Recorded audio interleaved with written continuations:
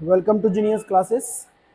हमारा 10th series का ये अगला वीडियो होने वाला है। इससे पहले सिंपल प्रेजेंट टेंस हम लोग पढ़ चुके हैं। अगर आप लोग सिंपल प्रेजेंट टेंस अभी तक नहीं पढ़े तो वीडियो पर जाइए और सिंपल प्रेजेंट टेंस वाला वीडियो पहले देख कर आइए, उसके बाद इस यहाँ पे आपको समझ बेहतर आने वाला है। ठीक है दोस्तों, आज हम लोग पढ़ेंगे प्रेजेंट कॉन्टिन्यूअस टेंस। हेडिंग लगाएंगे आप लोग present continuous tense. Present continuous tense, present continuous tense का एक और नाम होता है दोस्तों प्रेजेंट इम्परफेक्ट टेंस। ठीक है, पर present continuous tense is enough. Look at the word continuous. This word continuous, continuous का मतलब ये होता है दोस्तों something that is going on, कुछ ऐसा चीज जो जारी है, राइट। और जब भी आएगा कंटिन्यूअस तो मतलब वर्ब का ये फोर्थ फॉर्म दिखलाता है, वर्ब का फोर्थ फॉर्म। सबसे पहले प्रेजेंट कॉन्टिन्यूअस टेंस में आप लिखेंगे डैश एक वर्ब। हिंदी जो रहता है दोस्तों, हिंदी में एक रहेगा क्रिया जिसे हम लोग इंग्लिश में वर्ब कहते हैं, और वो वर्ब के साथ लगा रहेगा रहा है, रही है, रहे हैं और रहा हूं, रहा हूं, ये लगा हो। इसका मतलब क्या होगा? इसका मतलब ये है कि the action that is going on, the action काम verb that is going on, that is going on. Going on का मतलब होता है दोस्तों जारी रहना। That is going on at the time of speaking, at the time of speaking.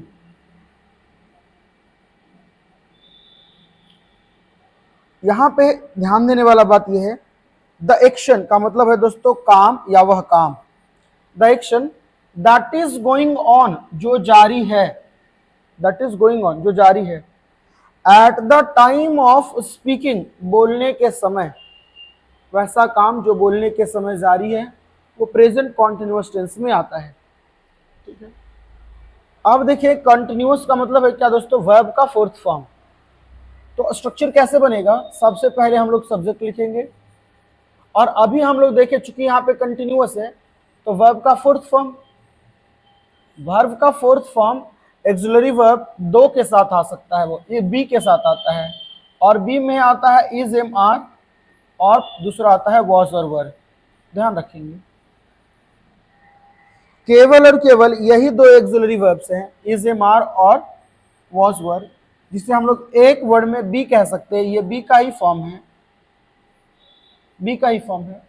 तो is am are present को डिनोट करता है, प्रेजेंट को, और वॉज वर पास्ट को डिनोट करता है। चूंकि हम लोग अभी प्रेजेंट कॉन्टिन्यूअस टेंस पढ़ रहे हैं तो यहाँ पे is am are auxiliary verb का यूज किया जाएगा। केवल और केवल दोस्तों यही एक्सिलरी वर्ब है जिसके साथ वर्ब का फोर्थ फॉर्म का यूज किया जाता है।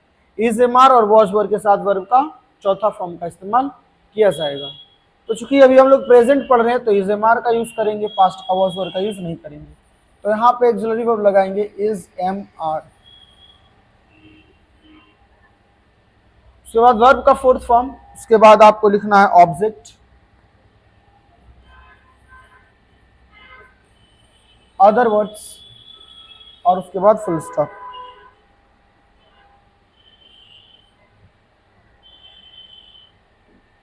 तो ये रहा हमारा स्ट्रक्चर। कंटिन्यूअस है इस वजह से वर्ब का चौथा फॉर्म। अब देखें कुछ एग्जांपल लें। फॉर एग्जांपल मैं पढ़ा रहा हूं, मैं पढ़ा रहा हूं। वर्ब है यहां पे पढ़ाना, वर्ब यहां है पढ़ाना, और पढ़ाना के अंत में लगा है दोस्तों रहा हूं। मैं पढ़ा रहा हूं। सेंटेंस बनेगा दोस्तों सबसे पहले सब्जेक्ट, सब्जेक्ट यहां पे है I am teaching, I am teaching. यहां से एक बात और क्लियर है, अगर वर्ब के अंत में हम लोग आईएनजी जोड़ देते हैं तो ये वर्ब का फोर्थ फॉर्म बन जाता है। ठीक दोस्तों, आईएनजी जोड़ने का कुछ कुछ बेसिक नियम है जो आप ध्यान रखें। सामान्यतः नॉर्मली हम लोग किसी भी सेंटेंस के पहले हम लोग आईएनजी लगा ही देते हैं, पर ध्यान ये रखना दोस्तों, ध्यान से यहां पे देखेंगे कि अगर कोई V1 है और ये V1 का अंतिम लेटर ई है, तो करना क्या है, ई को हटाना है, उसके बाद आईएनजी जोड़ना है। ये बात आप ध्यान रखें। पहला, जैसे इसका एग्जांपल है COME, कम।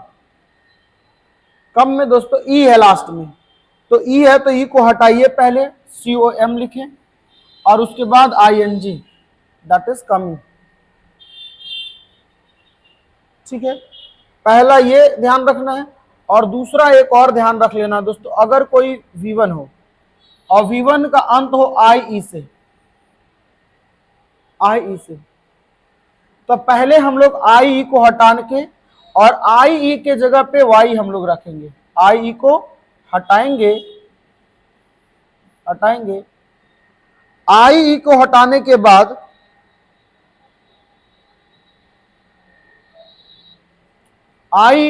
के बाद Y लिखेंगे और Y के बाद ING जोड़ेंगे। जैसे एक वर्ब है डाई, अब डाई का अंत ध्यान से अगर देखें तो IE से है, IE से ये डी आई को हटाएंगे, इसके बाद Y लिखेंगे और ING, डाइंग। ये वर्ब का फोर्थ फॉर्म होता है। ठीक है दोस्तों, तो वर्ब का फोर्थ फॉर्म बनाने के लिए आप ये दो नियम का विशेष ध्यान रखेंगे, बाकी सब ING आप लगाएं। अगर ई से अंत है तो पहले ई को हटाएंगे, उसके बाद ING जोड़ेंगे, कमिंग। ई से अंत है तो आई को हटाएंगे, Y लिखेंगे, उसके बाद ING जोड़ेंगे। इसमें और भी आ सकता है टाई, TIE, टाई का मतलब है बांधना, इसका वर्ब का फोर्थ फॉर्म आएगा TYING, टाइंग।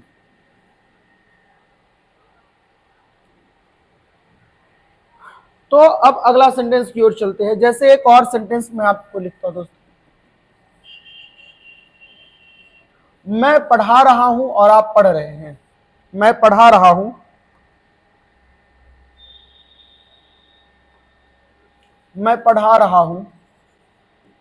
और आप पढ़ रहे हैं, ये दो सेंटेंस है प्रेजेंट कॉन्टिन्यूअस टेंस का। ध्यान से देखें, मैं पढ़ा रहा हूं और आप पढ़ रहे हैं, सेंटेंस बनेगा आई एम टीचिंग एंड आप पढ़ा रहे हैं, यू आर रीडिंग। ये ऐसा सेंटेंस है जिसमें साफ साफ पता चल रहा है रहा है, रही है, रहे हैं। पर कोई ऐसा भी सेंटेंस होता है जिसमें साफ साफ पता नहीं चलता है आपको कि ये प्रेजेंट कॉन्टिन्यूअस टेंस का वाक्य है भी या नहीं। जैसे मैं खड़ा हूं,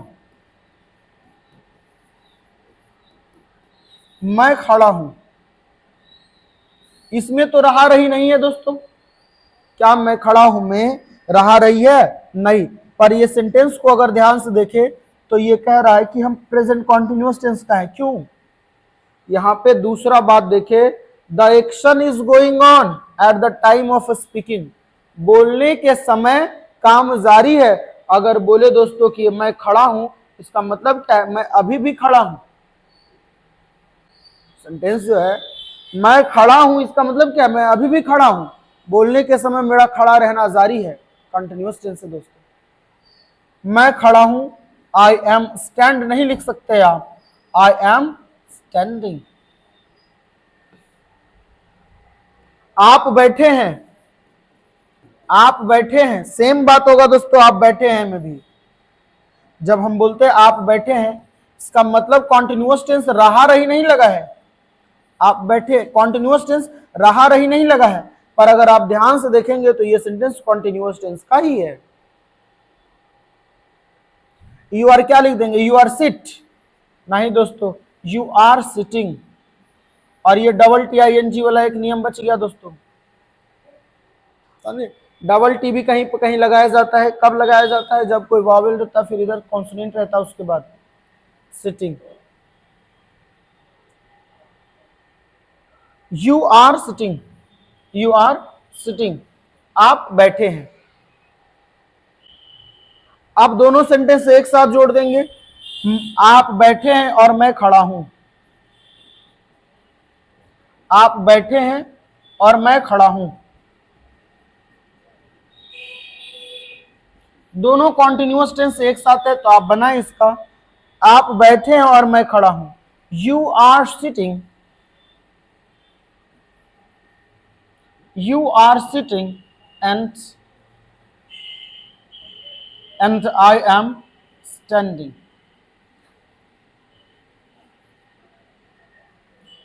आई एम स्टैंडिंग। ये रहा हमारा पूरा सेंटेंस। अच्छा, ये वर्ब पे अगर ध्यान दें शिट, तो सिट का एक और स्पेलिंग है दोस्तों ACAT। एक है ACAT और एक है CIT, सिट। ये सीट का मतलब है दोस्तों बैठना, और ये जो सीट है वो है वर्ब। और एक है दोस्तों ACAT सीट। ये सीट का मतलब है दोस्तों बैठने की जगह, और ये है दोस्तों नाउन, बैठने की जगह।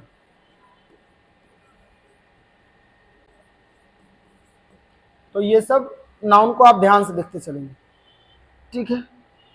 बहुत सारा सेंटेंस इसमें आएगा दोस्तों, जैसे मैं खड़ा हूं, आई एम स्टैंडिंग। आप बैठे हैं, यू आर सिटिंग। वह खेल रहा है, ही इज प्लेइंग। वह नाच रहा है, ही इज डांसिंग। बहुत सारा सेंटेंस आएगा। आप चलते हैं सेंटेंस को निगेटिव बनाने की ओर।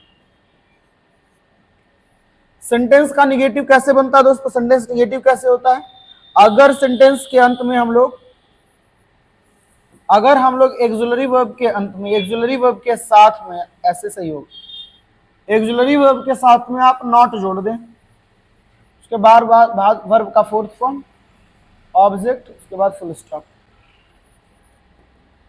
तो ये कॉन्टिन्यूअस टेंस हो जाएगा निगेटिव का। जैसे एक सेंटेंस देखें, वह नहीं खेल रहा है। वह नहीं खेल रहा है। वह नहीं खेल रहा है निगेटिव सेंटेंस है, और ये निगेटिव सेंटेंस सीधा सीधा ऐसे बनेगा, he is not playing. Is MR के बाद not, he is not playing. He is not playing, वह नहीं खेल रहा है। ऐसे इज एमआर के बाद नॉट लगा है, जैसे मैं नहीं गा रहा हूं, आई एम नॉट सिंगिंग। वह नहीं नाच रही है, सी इज नॉट डांसिंग। दोस्तों, वह मुझसे बात नहीं कर रही है। वह मुझसे बात नहीं कर रही है। वह मुझसे बात नहीं कर रही है।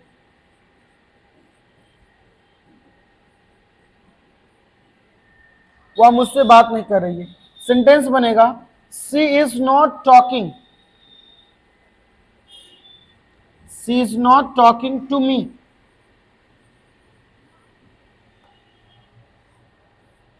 Talk to someone. Talk to या टॉक विद समवन, किसी से बात करना।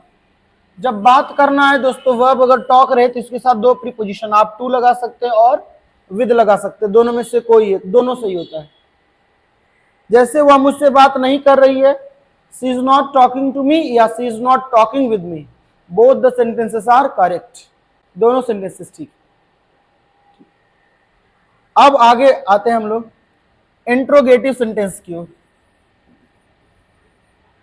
Interrogative sentences.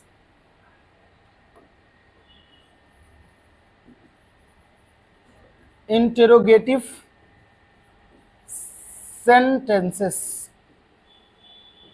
जब कोई सेंटेंस इंट्रोगेटिव हो दोस्तों, तो हिंदी में तो आपको पता है क्या बाहर रहता है और अंत में एक क्वेश्चन मार्क रहता है। और इंग्लिश में क्या रहता है? जब कोई सेंटेंस इंट्रोगेटिव हो तो सबसे पहले इसमें एक्सुलरी वर्ब बाहर रहता है, इज एम आर।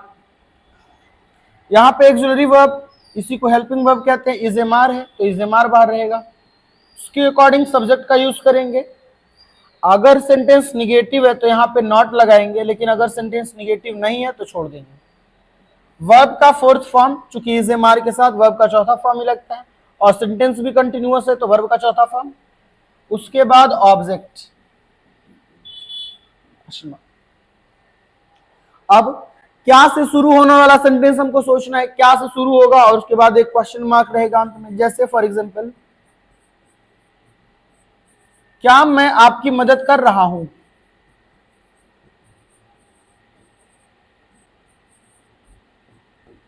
मदद कर रहा हूं, क्या मैं आपकी मदद कर रहा हूं। ये सेंटेंस जो होता है दोस्तों इंट्रोगेटिव, जब इसे मार बाहर लगाते हैं तो यस और नो क्वेश्चन बनाता है। आप यस और नो में इसका जवाब दे सकते हैं, ठीक है। तो जैसे यहां पे एक सेंटेंस है, क्या मैं आपकी मदद कर रहा हूं, सेंटेंस कैसे बनेगा? Am I helping you? Am I helping you? क्या मैं आपकी मदद कर रहा हूं। अगर सेंटेंस इस तरीके का रहे कि क्या मैं आपकी मदद नहीं कर रहा हूं, तो आई के बाद ध्यान रखेंगे सब्जेक्ट के बाद नॉट का यूज करना है। अब देखिए, जैसे क्या मैं आपको नहीं पढ़ा रहा हूं, क्या मैं अंग्रेजी नहीं पढ़ा रहा हूं।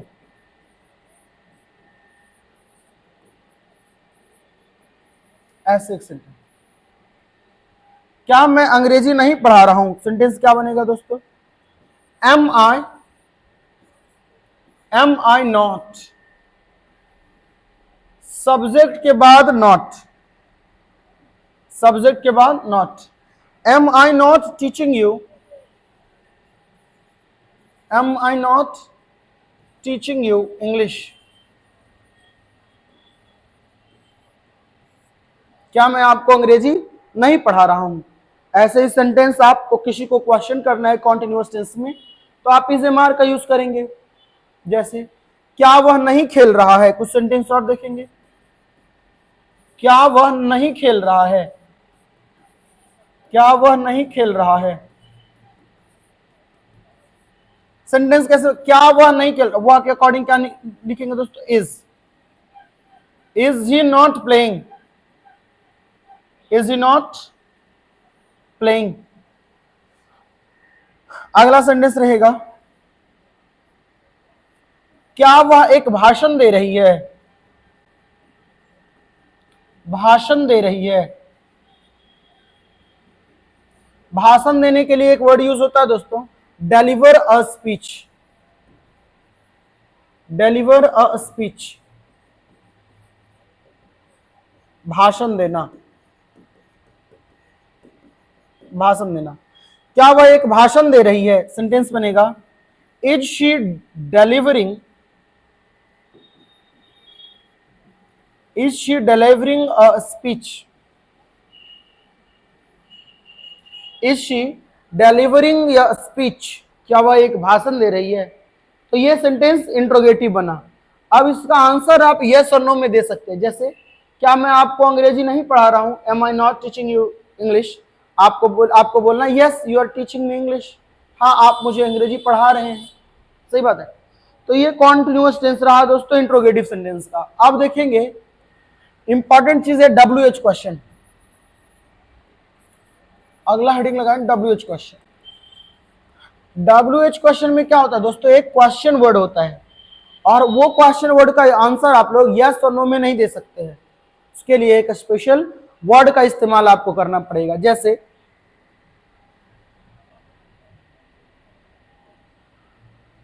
एक सेंटेंस लिखते हैं कि आप क्या कर रहे हैं, आप क्या कर रहे हैं।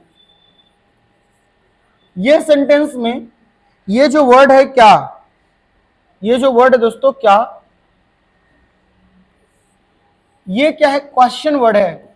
यही शब्द है जो सेंटेंस में क्वेश्चन कर रहा है। जैसे इसे अगर ढक दे तो आप कर रहे हैं, क्वेश्चन तो नहीं बनता है, पर आप क्या कर रहे हैं इसमें आप यस और नो भी नहीं बोल सकते कि यस आई एम डूइंग, नहीं, आप कर क्या रहे हैं ये बात आपको बताना पड़ेगा। तो सबसे पहले आपको क्वेश्चन वर्ड लिखना पड़ेगा। ये सेंटेंस सबसे पहले क्वेश्चन वर्ड, और क्वेश्चन वर्ड के बाद आपको इज एम आर में से कोई एक एक्सिलरी वर्ब को चुनना है। उसके बाद आपको सब्जेक्ट लिखना है। सब्जेक्ट के बाद आप नॉट का इस्तेमाल करेंगे इफ नेसेसरी, अगर जरूरत हो तो। अगर सेंटेंस इंट्रोगेटिव हो तब इंट्रोगेटिव के साथ निगेटिव भी हो, अगर डब्ल्यू एच क्वेश्चन का सेंटेंस हो और निगेटिव हो तो नॉट का यूज करेंगे, नहीं तो छोड़ देंगे। उसके बाद वर्ब का फोर्थ फॉर्म का इस्तेमाल करना है, उसके बाद ऑब्जेक्ट, अदर वर्ड्स, और उसके बाद क्वेश्चन मार्क। जैसे आप क्या कर रहे हैं सेंटेंस को आप ध्यान से देखें, तो यहां आप देखेंगे सबसे पहले है क्वेश्चन वर्ड क्या, तो क्या के लिए आपको लिखना पड़ेगा व्हाट। अब आपके लिए what are you doing, what are you doing, आप क्या कर रहे हैं, ठीक है। अगला सेंटेंस देखें, आप कहां, वह कहां जा रही है, वह कहां जा रही है,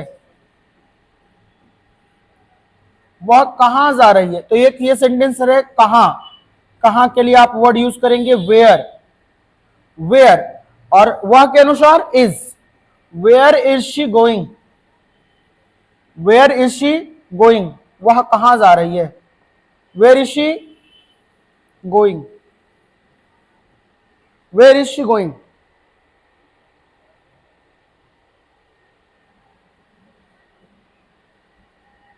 अगर ऐसा सेंटेंस रहता वह कब आ रहे हैं, सेंटेंस अगला, वह कब आ रहे हैं, वह कब आ रहे हैं,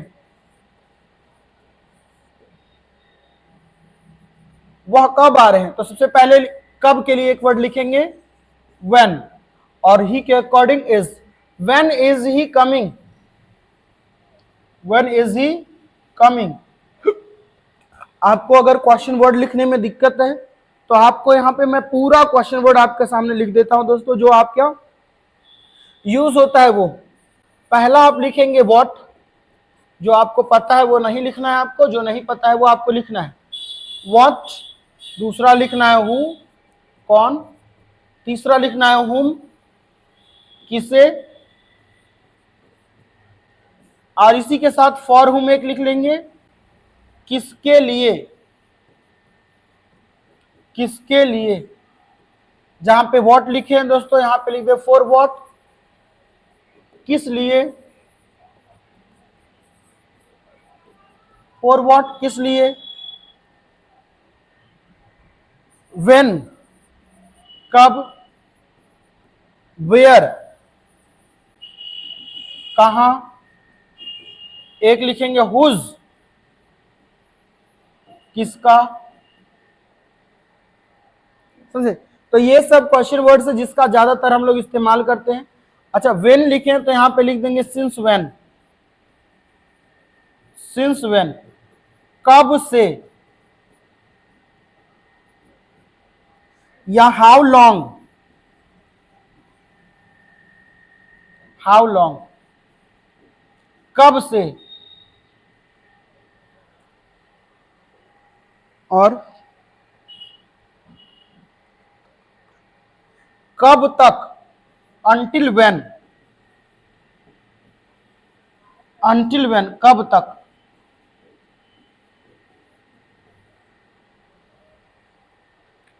और ये सब वर्ड्स जो है दोस्तों वो क्वेश्चन वर्ड्स हैं, ज्यादातर इन्हीं क्वेश्चन वर्ड्स हैं जिसका इस्तेमाल हम लोग करते हैं इंग्लिश में। अगर कुछ और छूट गया हो तो आप कमेंट बॉक्स में अगर आप लिख देंगे तो मैं आपको बता दूंगा दोस्तों।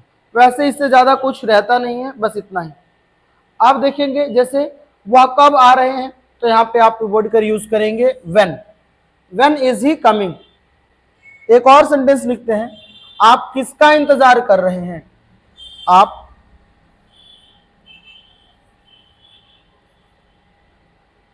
आप किसका इंतजार कर रहे हैं, आप किसका इंतजार कर रहे हैं। अब यहां आया फॉर हुम, किसका या किसके लिए, सेंटेंस बना दोस्तों किसका या किसके लिए, तो यहां पे आपको सेंटेंस बनाना पड़ेगा for whom are you waiting, for whom are you waiting, आप किसका इस्तेमाल कर रहे हैं।